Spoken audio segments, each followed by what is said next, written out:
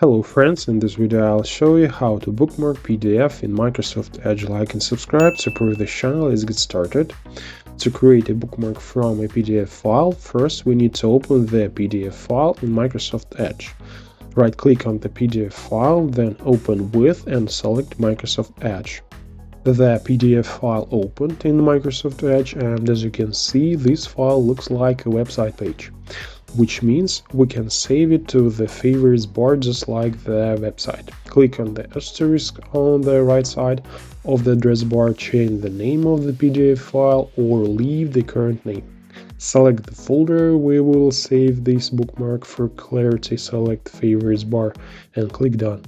The PDF file bookmark has appeared, and now we can instantly launch the PDF file from the favorites bar.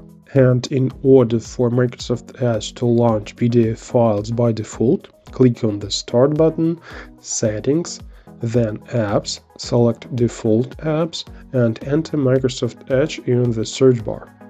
And in the menu that opens, go to the PDF file below and select Microsoft Edge to launch PDF files.